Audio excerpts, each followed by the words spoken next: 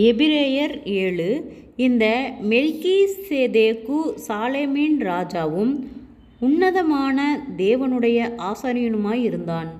ராஜாக்களை முறியடித்து வந்த ஆபிரகாமுக்கு இவன் எதிர்கொண்டு போய் அவனை ஆசீர்வதித்தான்.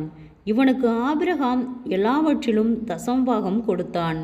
இவனுடைய முதற்பேராகிய மெல்கிசேதேக்கு என்பதற்கு நீதியின் ராஜா என்றும், பின்பு சாலேமின் ராஜா என்பதற்கு சமாதானத்தின் ராஜா என்றும் அர்த்தமாம். இவன் தகப்பனும் தாயும் வம்ச வரலாறும் இல்லாதவன்.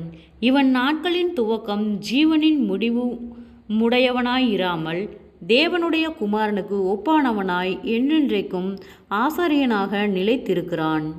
இவன் எவ்வளவு பெரியவனாகி இருக்கிறான் பாருங்கள்.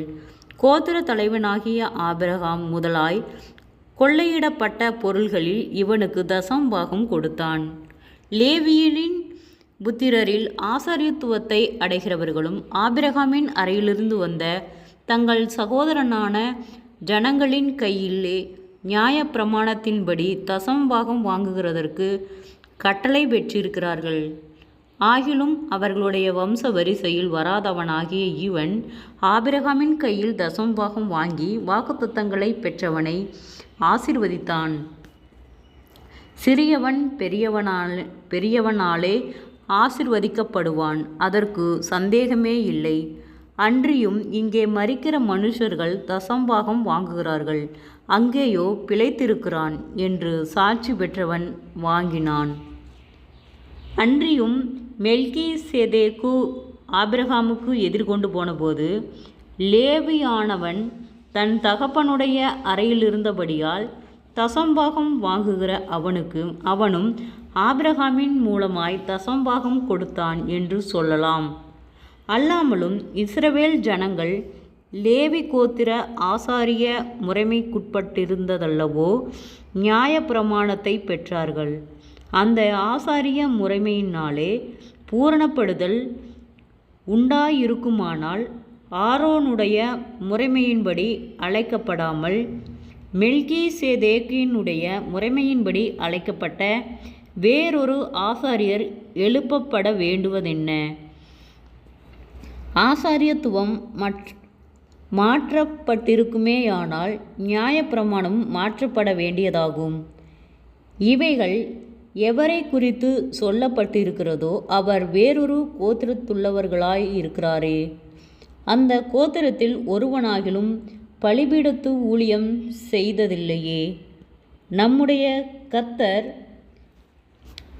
யூத கோத்திரத்தில் தோன்றினார் என்பது பிரசித்தமாயிருக்கிறது. அந்த கோத்திரத்தாரை குறித்து மோசே ஆசாரியத்துவத்தை பற்றி ஒன்றும் சொல்லவில்லையே.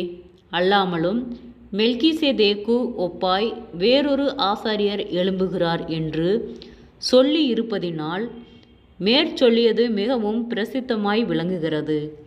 அவர் மாம்ச சம்பந்தமான கட்டளையாகிய நியாய பிரமாணத்தின்படி ஆசாரியராயிராமல் நீர் மெல்கிசேதேக்கின் முறைமையின்படி என்றென்றைக்கும் ஆசாரியராயிருக்கிறீர் என்று சொல்லிய சாட்சிக்கு தக்கதாக அழியாத ஜீவனுக்குரிய வல்லமையின்படியே ஆசாரியர் ஆனார்.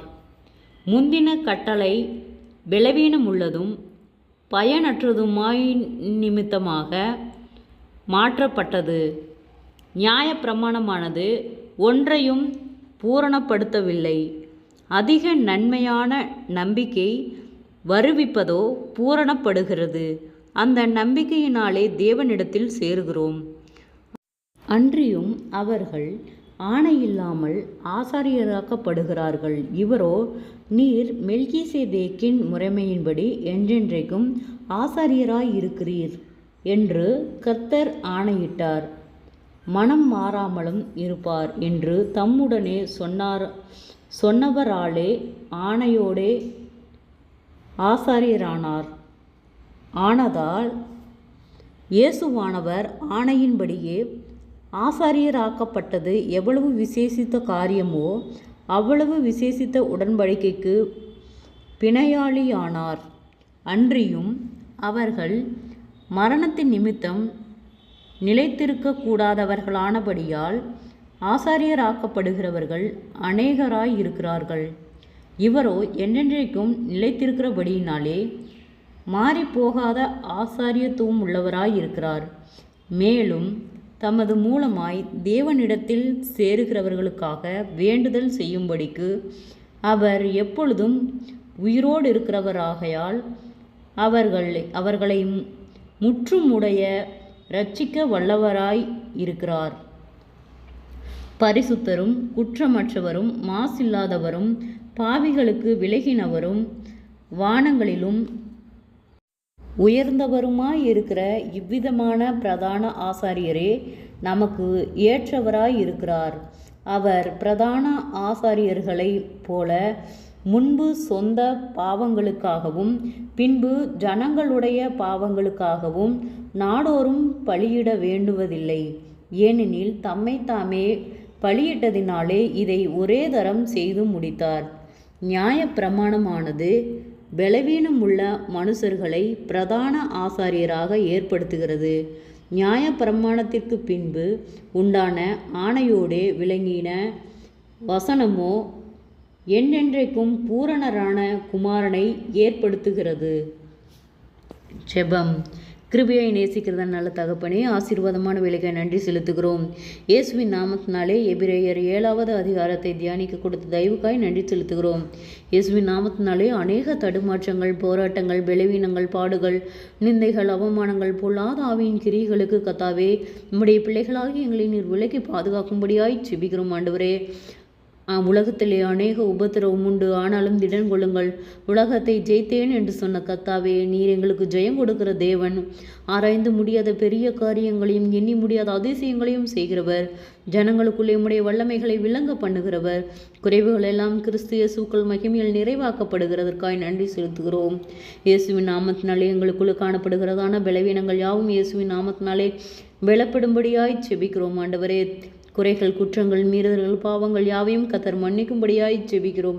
இம்மட்டும் எங்களை கண்மணி போல பாதுகாத்து வழிநடத்தின கர்த்தர் இனிமேலும் நீர் எங்களை பாதுகாத்து வழிநடத்த போதுமானவராய் இருக்கிறீர். ஆண்டவரே, இயேசுவின் நாமத்தினாலே ஒருவரும் கையிட்டு செய்கிற வேலைகள், போகிற வருகிற பிரயாணங்கள், அவர்களுடைய தேவைகள் யாவையும் கர்த்தர் சந்தித்து பாதுகாத்து வழி நடத்துவீராக.